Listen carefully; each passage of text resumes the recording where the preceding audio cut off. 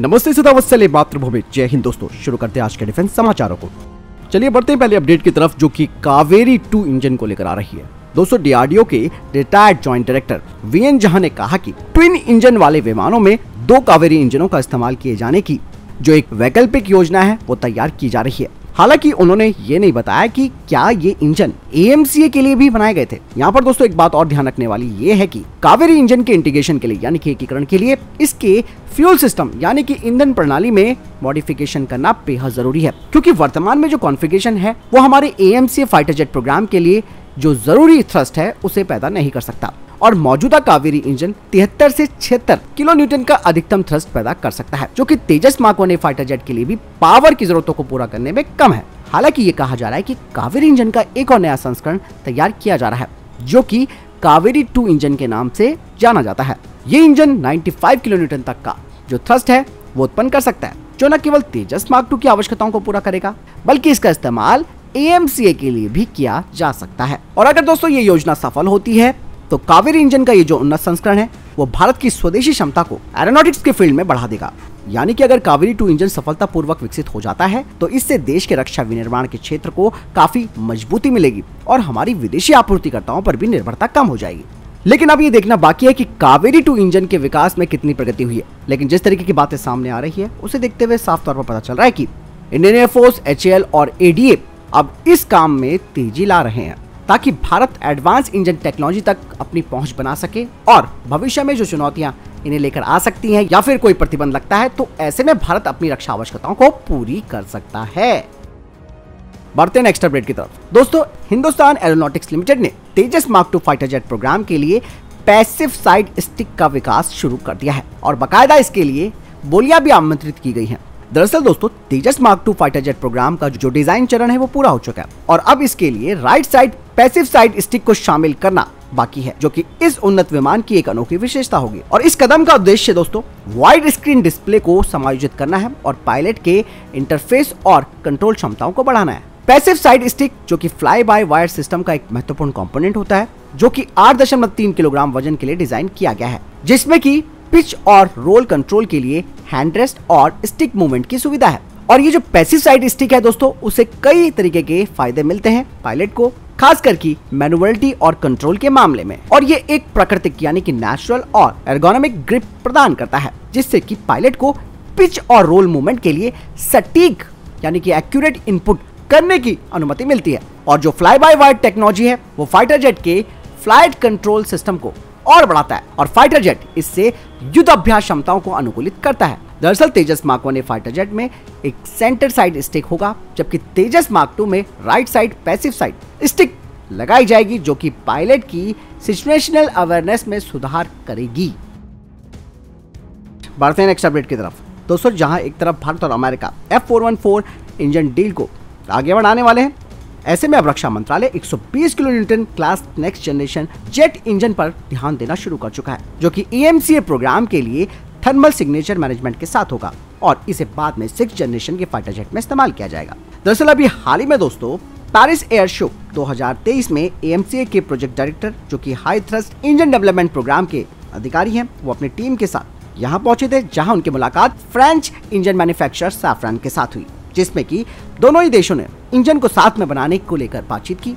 इस दौरान सैफ्रन ने एएमसीए मार्क 2 फाइटर जेट के लिए इंजन को साथ में बनाने का ऑफर दिया, जिसमें कि वो टेक्नोलॉजी ऑफ ट्रांसफर भी भारत को दे रहा है और साथ ही बिना किसी रिस्ट्रिक्शन के इन इंजनों को भारत के साथ बनाने का ऑफर किया है। दरअसल को डेवलपमेंट का साफ मतलब यह है कि डीआरडीओ और जो भी कोई फॉरेन कोलैबोरेटर होगा, इन दोनों के बीच काम को बांटना शामिल है, जिससे कि दोनों ही तरफ से जो सीखने की प्रक्रिया है वो भी होगी, जैसे कि design, thrust to weight ratio और मैन्युफैक्चरिंग प्रोसेस पर बात करना शामिल भी है। वहीं जनरल इलेक्ट्रिक दोस्तों अब एक स्ट्रॉन्ग कंटेंडर बन चुका है F414 इंजन के लोकल प्रोडक्शन डील के साथ। लेकिन ब्रिटिश फर्म रॉल्स रॉयस ने भी अब इस प्रोग्राम को लेकर अपनी कवायद तेज कर दी है और जल्द ही वो भी भारत को ऑफर करने वाले हैं। यानी कि अब भारत के पीछे दोस्तों कई देश पड़ गए हैं जो कि इंजन मैन्युफैक्चरर्स हैं, ताकि भारत के साथ संयुक्त रूप से एक नया इंजन तैयार किया जा सके।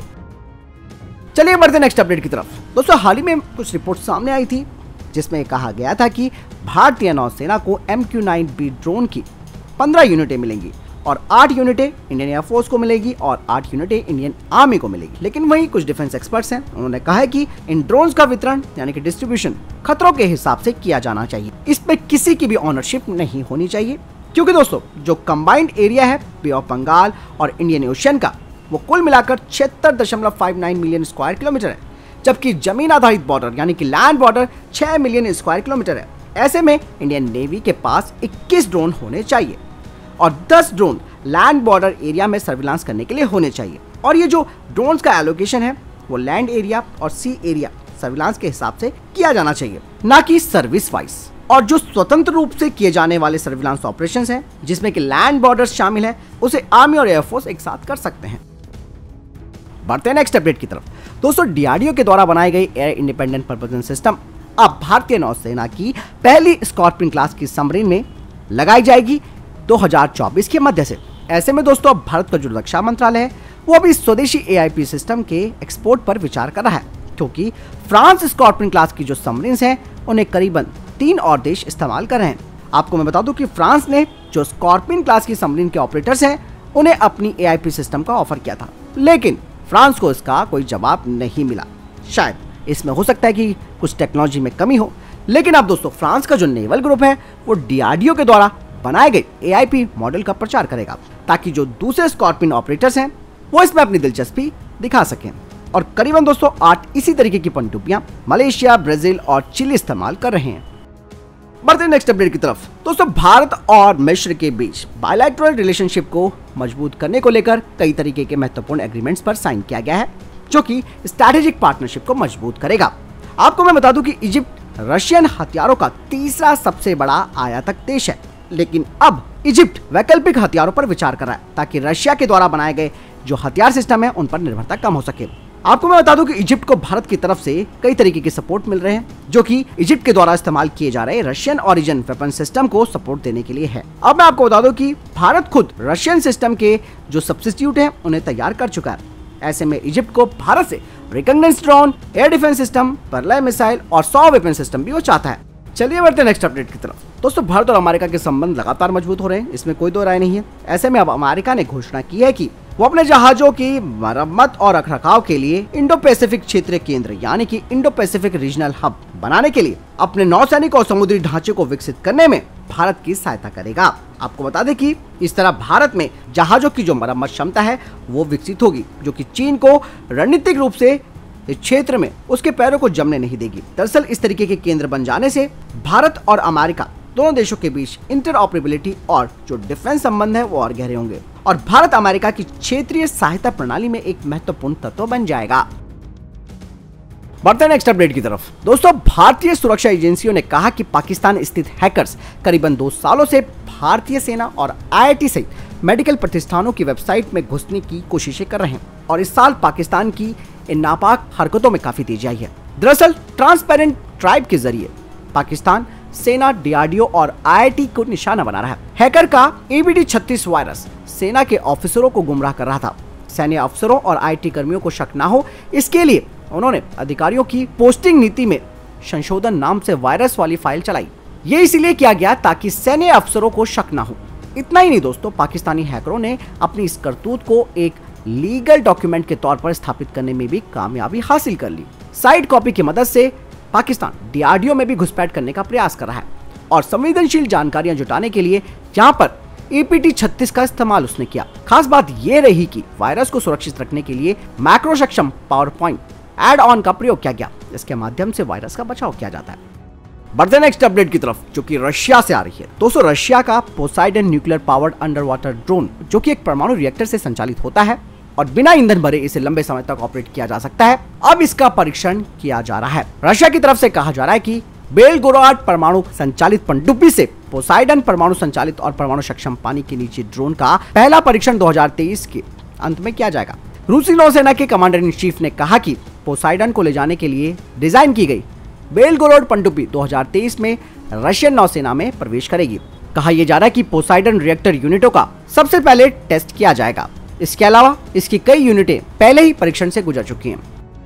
बढ़ते नेक्स्ट अपडेट की तरफ। दोस्तों भारत ने अमेरिका से MQ-9B ड्रोन की खरीद को जैसे ही आगे बढ़ाया, ऐसे में पाकिस्तान में खलबली मच गई और पाकिस्तान दहशत में आ गया है। दरअसल अब पाकिस्तान अब इसकी काट ढूंढ रहा है, इसीलिए अब ये कहा जा रहा है कि पाकिस्तान जो कि पहले से ही चीनी CH-4 ड्रोन का इस्तेमाल करता है, अब वो चाइना से और इसी तरीके के ड्रोन खरीदने की योजना बना रहा है। भले ही दोस्तों चाइना के इन ड्रोन में कई तरीके की गड़बड़ी थी, लेकिन पाकिस्तान फिर भी चाइना से 4 ऐसे ही ड्रोन खरीदने वाला है। यही नहीं दोस्तों, कहा यह जा रहा है कि पाकिस्तान ने चीन से कहा है कि वो CH-4 ड्रोन के लिए हथियारों की भी सप्लाई करे। पाकिस्तानी नौसेना की तरफ से कहा जा रहा है कि वो 8 AR-1 मिसाइलें चाइना को दे, जिसे CH-4 ड्रोन में फिट किया जा सकता है।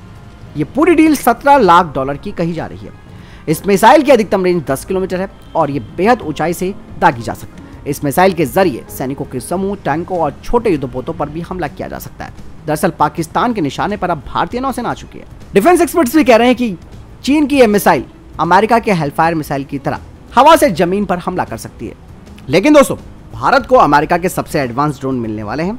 ऐसे में दोस्तों भारत न केवल अपनी सीमाओं की सुरक्षा कर सकता है, बल्कि हिंद महासागर में चीनी युद्धपोतों और सबमरीन्स को निशाना बना सकता है।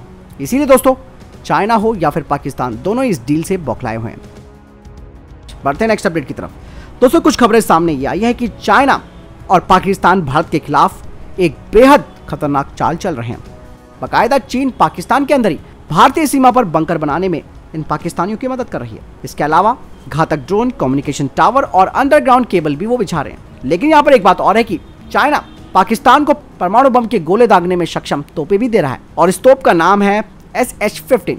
भारतीय सेना की तरफ से कहा जा रहा है कि अब जगह जगह SH-15 चीनी तोपें दिखाई देने लगी है। 155 मिलीमीटर की तोप ट्रक पर लदी है और ये फायर एंड फॉरगेट रणनीति पर काम करती है। पाकिस्तान ने चीन की कंपनी से 236 ऐसी तोप लेने का समझौता भी किया है। पाकिस्तान को अब इन तोपों के 2 बैच मिल चुके हैं और अब इन्हें बॉर्डर पर वो जगह जगह तैनात कर रहा है। दरअसल दोस्तों पाकिस्तान ने भारत की K9 वज्र से निपटने के लिए चाइना से SH-15 को खरीदा है। SH-15 1 मिनट में 4 से 6 गोले दागने में सक्षम है और इस घातक तोप की मारक क्षमता करीबन 53 किलोमीटर है। वहीं भारत की K9 वज्र तोप दक्षिण कोरिया के द्वारा बनाई गई है, जो कि इसी तरह की घातक क्षमता से लैस है।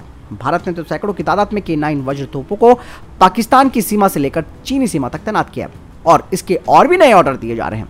यही वजह कि घबराकर पाकिस्तान ने SH-15 तोपें खरीदी है।